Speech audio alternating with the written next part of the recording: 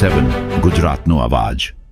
નમસ્કાર દર્શક મિત્રો, i7 ન્યૂઝ ગુજરાતીની સાથે હું છું આપની સાથે પાયલ બામભણિયા। તો જોઈએ આજના મહત્વના સમાચાર। બોરસદ તાલુકાના દાઉલ ગામમાં ગણેશ મહોત્સવની શરૂઆત સાથે જ અનોખી અને પ્રેરણાદાયક પહેલ કરવામાં આવી છે।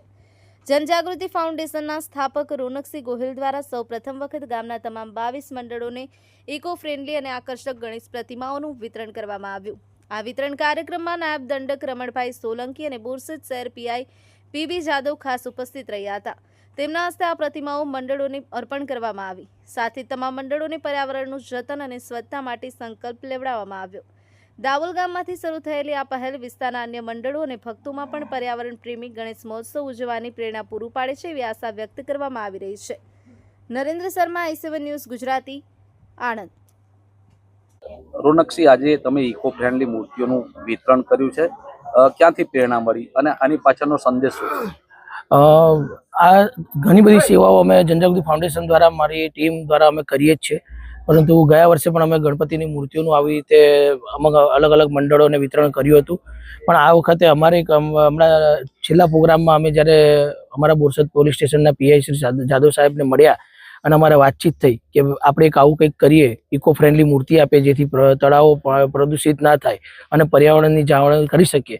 એટલે એમના દ્વારા મને એક આવો મેસેજ મળ્યો અને તરત જ મેં એ મેસેજ મારા ગ્રુપમાં આપ્યો અને જે બધા જ મંડળોને કીધું, તમામ મંડળોએ મને કીધું ભલે મૂર્તિ નાની હશે તો ચાલશે, પણ આપણે હવે માટીની મૂર્તિ જ લાવીશું અને આપણે જે વિસર્જન કરીએ ત્યારે ખંડિત ના થાય। અને એક કુંડ પણ અમે એવો બનાવવાનું વિચારીએ છીએ કે એ કુંડમાં જ અમે માટીનું મૂર્તિ અમે એ કરીએ અંદર।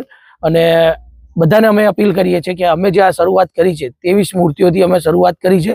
આવનારા સમયની અંદર બોરસદ તાલુકાની અંદર આખા ગામે ગામ અમે આ મેસેજ આપીએ અને આ જ રીતે અમે આણંદ જિલ્લામાં આપીને આ જ રીતે અમે ભારતભરની અંદર આ જ મેસેજ આપવા માંગીએ છીએ કે તમે તમામ લોકો આવી ઇકો ફ્રેન્ડલી મૂર્તિનો ઉપયોગ કરો જેથી આપણા ધર્મનું જાળવણી થઈ શકે, પર્યાવરણની જાળવણી થઈ શકે અને તમામ લોકોને ગણેશ ચતુર્થીની હાર્દિક શુભેચ્છા।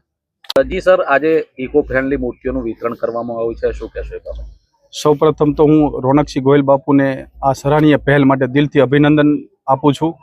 આપણા સમાજમાં આજકાલ પર્યાવરણ જાળવણી ખૂબ જ મહત્વનો મુદ્દો છે। આવા તહેવારોમાં જો આપણે માટીની કુદરતી રીતે વિઘટિત થતી પ્રતિમાઓનો ઉપયોગ કરીએ તો નદી તળાવોનું પાણી દૂષિત થતું ઓછું થાય। દાહોલ જેવા ગામથી યુવાનોએ આવું અનોખું કાર્ય શરૂ કર્યું છે, ગર્વની વાત છે। આવા યુવાનોને પગલે અન્ય મંડળો અને ભક્તજનો પ્રેરાઈને ઇકો ફ્રેન્ડલી પ્રતિમાનું સ્થાપન કરે તેવી મારી આશા અને અપીલ છે। પોલીસ વિભાગ તરફથી આ પણ અમે હંમેશા સમાજ હિતના કાર્યોને પ્રોત્સાહન આપતા રહીશું। તહેવારો શાંતિપૂર્ણ, સદભાવના અને પર્યાવરણ પ્રેમી રીતે ઉજવાય એ સૌની જવાબદારી છે। તમામ સર્વેને ગણેશ ચતુર્થીની હાર્દિક શુભકામનાઓ। જી સાહેબ, આજે ઇકો ફ્રેન્ડલી મૂર્તિનું વિતરણ કરવામાં આવ્યું છે, શું કહેશો?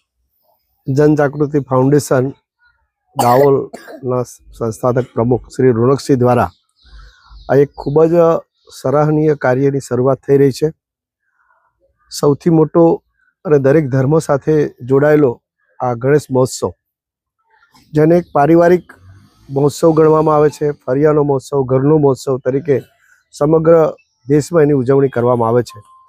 ત્યારે આ જનજાગૃતિ ફાઉન્ડેશન દ્વારા એક સરાહનીય અને સુંદર એક આ કાર્યક્રમ છે કે બધા જ પરિવારો આવનારા સમયમાં પ્રકૃતિનું રક્ષણ કરે અને ખાસ કરીને જે ઇકો ફ્રેન્ડલી ગણપતિજી દ્વારા જે આદરણીય મોદી સાહેબ પણ જેની ચિંતા કરે છે અને સમગ્ર પર્યાવરણ માટે પણ ખૂબ જરૂરી છે એવું આ કાર્ય આજે થઈ રહ્યું છે। ત્યારે એમને ખૂબ ખૂબ શુભેચ્છાઓ। અને જે મંડળોને આ મૂર્તિ મળી રહી છે એમના પણ સૌભાગ્ય કે એમને સરસ આ પોતે પ્રાકૃતિક એટલે કે માટીમાંથી જ બનાવેલી આ મૂર્તિ છે, એનું વિસર્જનમાં પણ સરળ થશે અને પ્રકૃતિનું પણ આનાથી એક સારો મોટો મેસેજ જશે। એટલે બધા જ મંડળો એ દર વર્ષે આ પરંપરાને જાળવી રાખે। શરૂઆત રોનકસિંહે કરાવી છે, પણ એક શરૂઆતનો ભાગ છે, પરંતુ મંડળ જે કંઈ મંડળોને આ મૂર્તિ મળવાની છે એ મંડળો પણ નક્કી કરે કે આવતી વખતે જ્યારે ફરી ગણપતિ બેસાડવાના થાય ત્યારે આપણે ફરી પાછા આ જ ઇકો ફ્રેન્ડલી ગણપતિને બેસાડીએ અને પર્યાવરણનું પણ રક્ષણ કરીએ। અને આજે સમગ્ર આ જનજાગૃતિ ફાઉન્ડેશનની ટીમે આ એક સરાહનીય કાર્ય કર્યું છે, એને મારી પણ ખૂબ ખૂબ શુભેચ્છાઓ છે અને આવનારા સમય માટે ખૂબ મોટો આ સંદેશો પણ છે।